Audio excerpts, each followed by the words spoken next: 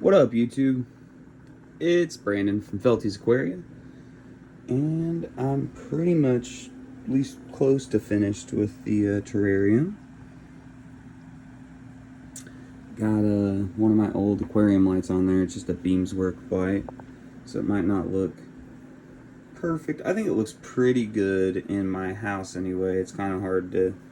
I got windows sending a glare through on it on camera, but it looks pretty good, I think. So now you guys can appreciate the background work I did a little bit more. You can actually see that a little bit better. I got my hygrometer up there. That's mostly just a little shelf, and then I'll put sphagnum up in there and plant some plants in there. Same over there. I'm probably gonna make that side over there my basking side. I can't remember if I said that or not, but I made another video, but it was at nighttime. My girlfriend was sleeping, and I just decided to ditch it.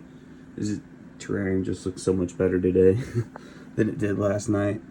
I gotta get some more sphagnum. This is mostly sphagnum that came in my isopod culture, and I gotta get some more leaf litter, but I got most of that outside. I might buy some more catappa leaves. Just I like the way the catappa leaves look, the Indian almond leaves.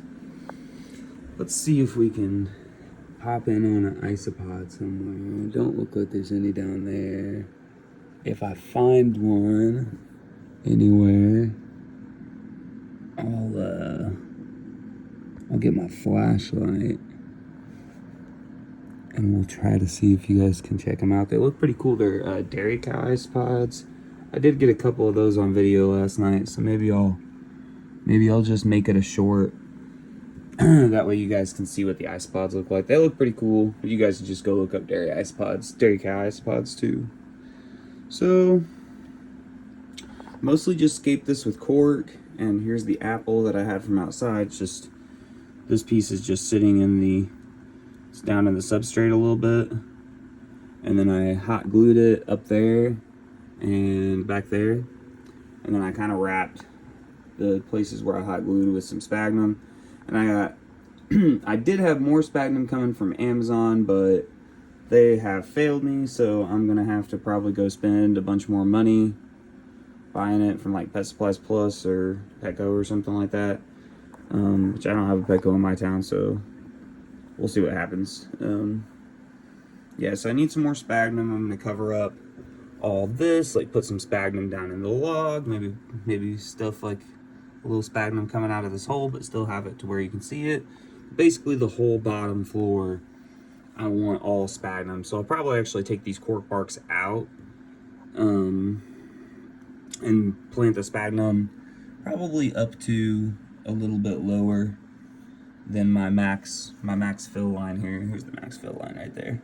Yeah, it's probably a little bit lower than that max fill line is where I'll put the sphagnum up to. So maybe like another 2-inch layer, or over here it's a little bit more. But yeah, then that way it'll hold a lot of humidity for everything. My cat, she's been very interested in seeing the terrarium. She likes it when I get new things and put it together. But yeah, so far I just got some pothos in here, some golden pothos in the back, $5 pot from Walmart, and it had like 8 plants in it. It was on clearance. So yeah, Walmart's a good place right now, like Lowe's. Maybe even like a month earlier than this, you probably even find better deals. So they probably have better selection, but still the same prices. Basically when all those kind of like the more warmer house plants are going out of season, like succulents and like air plants and stuff like that people keep, it's a good time to go grab those. I also grabbed, I have a bromeliad in there that I grabbed from Walmart too, and I was gonna plant him in here. He's a pretty big bromeliad, so I was just kind of gonna shove some sphagnum down in there and then have his crown coming up through here. I thought that might look pretty cool. But I'm not sure if he's gonna go in yet or not, because I gotta figure out if his leaves are gonna be safe there. I didn't realize it when I picked him up, but his leaves are like, its leaves are like serrated on the outside. So thinking for a gecko, it might be a little too rough. to use, but we'll see. I also picked up a pineapple bromeliad, also for super cheap.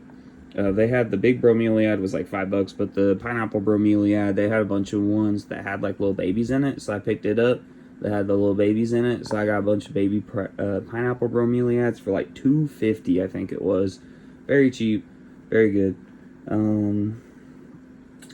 I also have those Tillandsia on the way, and then I think I said last night, but it's in a different video that you guys are never going to see probably unless I make it into a short, but I'm probably going to take like a lemon button fern, like a little fern, and put like up here, like around in the mid-ground, and then I'll probably put something else that's a little different, that's got like a different shape of leaves and stuff over here in the mid-ground, and then probably get like one more different mid-ground plant that has like some more variation with the way it looks. It's like a fern looks quite a bit different than pothos, and like tillandsias look quite a bit different than that. Bromeliads look different than that. So yeah, like the lemon button fern, that's a win. That one looks pretty good because it stays pretty small. I think it maybe gets like a foot or two or something. Like, it's not very big. Like most ferns are, you know, get 3 or 4 foot tall if you give them the time. You gotta trim them down a lot. They're always growing those big ass fronds. And then in the foreground, I might try to find something that wants to like carpet up in here, like a plant or something. And then through all this other area, like especially right here, it's just gonna be all moss. I'm gonna grow moss down through here, or maybe liverwort or something like that. I got a lot of stuff that I have found outside that I can collect, so I know the places. And like, I was out there after it rained and it was still warm, so as long as I go back around the same time, should be the same stuff around the same place. That's usually how it works out there. Yeah, so I'm gonna go out and collect some mosses. I didn't want to collect them all and bring them in and have to like set them all up and keep them all separate from each other to know what's what and all that. I was like, I'm just gonna wait till I get the terrarium set up. Now I got it. You just go collect like a small patch of each. Probably when you collect moss, you really only need like a very small patch. My cat just walked into the window, the door, the front door. She didn't see it. Yeah, let's see what else I got going on. Oh yeah, gotta put this in here eventually. So, coconut hide. Let's see. My girlfriend was pretty excited about this, and we got a hammock too, but I think the hammock is gonna be a little big for, I don't know if they had like a smaller one. I'm probably gonna hot glue this coconut hide. That's not really high enough for me. I don't really like that. I think what I might do with the coconut hide, guys, is take it, see it's right here right now. It's pretty low. I feel like he's gonna want it up high. Uh-oh. My hot glue might have came loose on the back a little bit. It's mostly held in place by its weight too, so it'll be okay. But what I might do with this is there's this little, where my lid is, it's got like this little thing that pinches to keep it closed. Like, see, you pull this thing and it pinches that. But if I put like a piece of fishing line through there, because it's got a little gap, I could tie this up to that. And of course you guys are like, why would you want it right there? But I feel like that'd be a pretty cool place for it. As long as the door can close good. Oops, that's a win, guys. That's how we do it. Another option is I might be able to just take some fishing line and hang it from this mesh screen. This isn't very heavy. Gecko's not very heavy. This mesh screen is very thick. So, yeah. We'll see how it goes with the coconut. Can't believe I dropped it. Hopefully. This is my springtail culture. I don't see any more in there. I'm gonna go with they probably all came out. So I turned it upside down. And I left the lid in there. Tried to get everything I could out of there. And then I just left the stuff in there too. So as it dried out, they would hopefully all vacate. Hopefully. go. Let's see. Let me get my flashlight.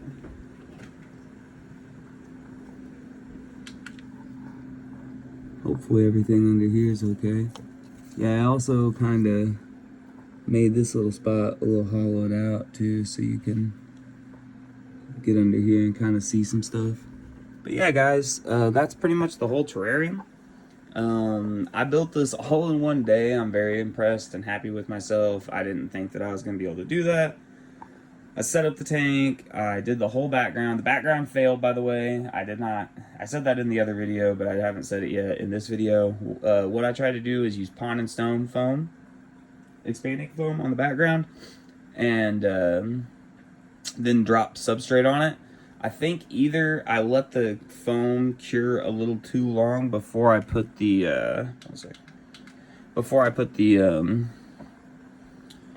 substrate on there, the coco core on there, or my coco core was a little too wet because it's supposed to be like bone dry. And when I got it out of a bag. Like I had said, I bought some that way. Hey, stay out of there. I bought it from a bag, that way I wouldn't have to, do a whole bunch of work before putting it in, so I could get it done quicker. And it ended up screwing me over pretty bad. I should have just taken the coco core bricks that I had, because I did have some bricks of coco core. I'm going to close this right door so she stops messing around. I did have some coco core bricks, and I should have just broken them up like I ended up doing and put them on the background, but that's okay. I ended up making it work. I just had to run to town and grab. So I ran to town in the morning and grabbed some stuff, some sphagnum moss and stuff. Ended up not having enough sphagnum moss still, but at least I had some to add to my substrate. And I grabbed that bag of substrate that I was talking about. And then I came back home and felt like I had done good, and then started messing with this, got the background done. I turned it right side up, and all the stuff just fell off, and it was just black foam back there, guys. It was just black foam. It was very sad. And so I had to go get a razor blade scraper, which I didn't have one. I had one, but I didn't have one that would really get in there. Like, I needed one that was really small, so I got one with the little mini razor blades on it. And then I used a black silicone to make all that sticky again, and then threw my substrate on. And like, there's still some areas way up in here. You can see that's black foam there. There's a little black foam there. This is gonna be all covered by plants back there, so no big deal. A couple spots look black. It actually makes it look better because it looks like there's variation in this dirt or this wood that is back here. And then I tried to, it's not accomplished yet all the way, but if you look real close, I've got like a log here that's a thick log. I was like, that's not going to look right on the background unless I do something special. So I put the big thick logs at the bottom, the big rounds, and then I'm going to cover substrate up to the bottom of that. It's going to look like it's a little, dead trunk of a tree. This one, same deal. It's like it's just a smaller version of the same thing. And then this one over here is a flat, but it has a look like it's a broken trunk. And then I got another couple broken trunks in the front. Like, these are what broke off of them almost, I feel like it's given itself a pretty naturalistic look. And it's going to fill in a lot better once I start putting plants in there. Like, it looks really bare right now. But if you can tell from me getting on the side of it and stuff, it's got a lot of texture. For a gecko, for an arboreal species, this is a lot of texture. This is what we want. So I'm very happy with it, guys. Hopefully everybody enjoys their time on YouTube. I've been working a lot, so probably not ever gonna just go full YouTube stuff, but I like to update you guys every once in a while when I do cool stuff. And this makes me feel like this is the coolest thing that I've done maybe ever since I started doing this kind of stuff.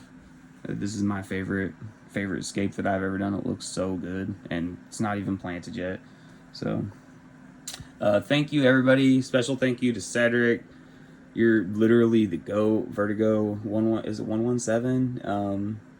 You're the GOAT, bro. I haven't really been on to look at any of your videos in a long time, and apparently when I post a video, you still comment on it, and I appreciate you a lot, man. You're a really good friend. Appreciate everybody. Peace.